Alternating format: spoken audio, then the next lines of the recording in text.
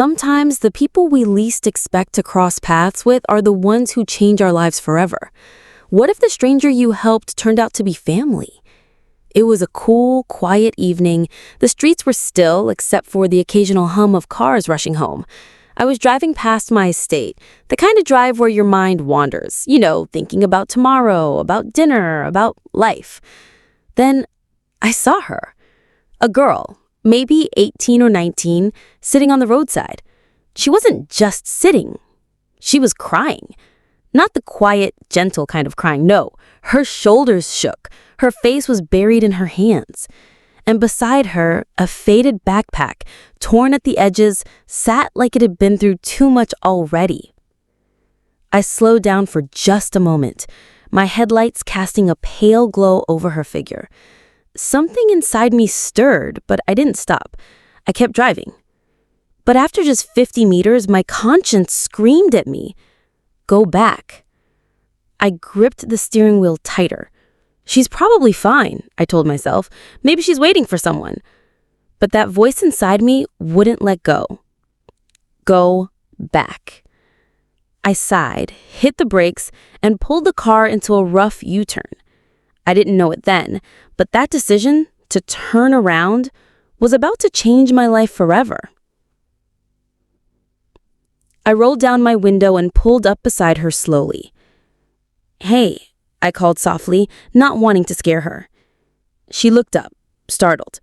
Her eyes were red and swollen, her face streaked with tears. "Are you okay? What happened?" She hesitated, wiping her face with the back of her hand. "Please," her voice cracked. I have nowhere to go."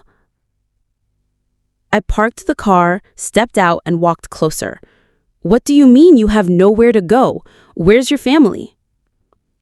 She sniffed, hugging her bag tightly. "They're gone. My mom died 2 years ago. My stepdad threw me out today.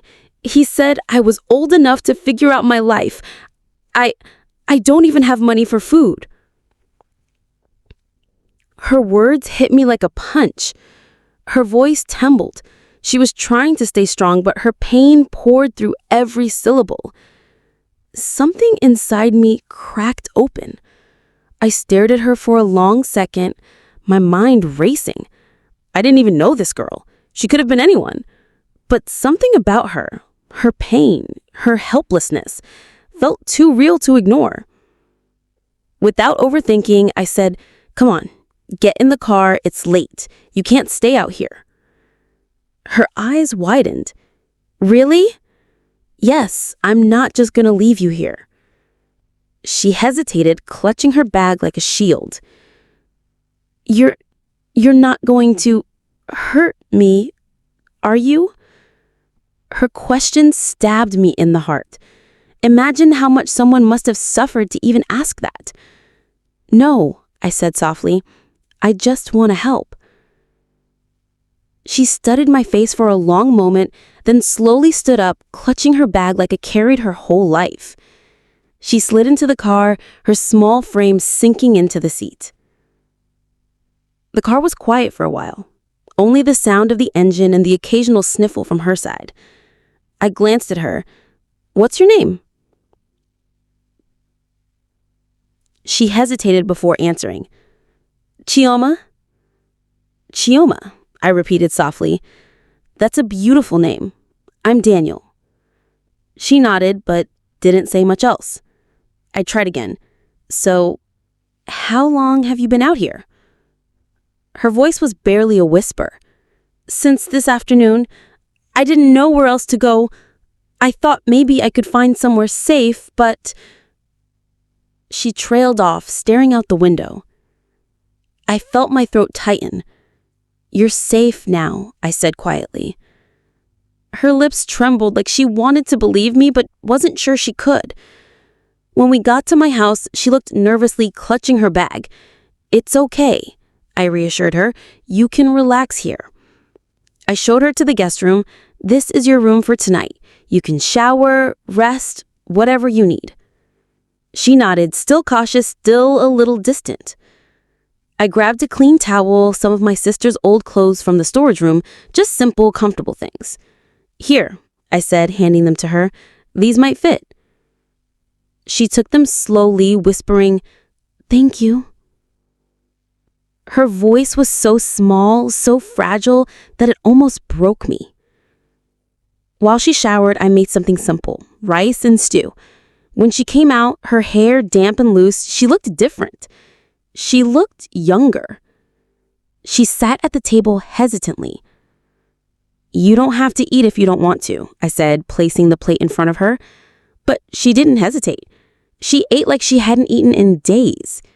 Seeing her like that, my heart twisted. After dinner, we sat in the living room. "Chioma, can you tell me what really happened?" Her eyes clouded. She took a deep breath. "My mom died 2 years ago. She was my everything. After she passed on, my stepdad changed. He started drinking, yelling, blaming me for everything.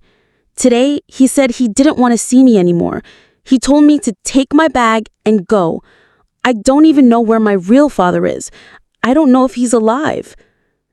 Tears filled her eyes. As she spoke, my chest grew heavy. I could feel her pain, raw and unfiltered.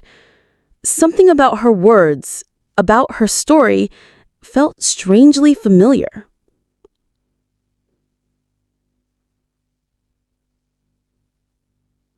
Later that night, I couldn't sleep. I kept replaying our conversation in my head.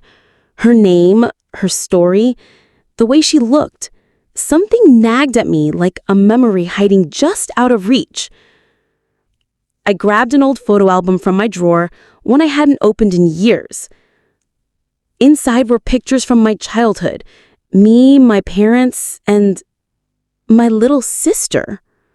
My heart skipped. My little sister. She had been lost to us when I was young. My father had taken her after a messy separation. I hadn't seen her since I was a boy. And in that picture, the little girl's eyes looked exactly like Chioma's eyes. The next morning, I asked Chioma gently, "Do you remember anything about your real father, your mom? Anything?" She frowned, thinking hard.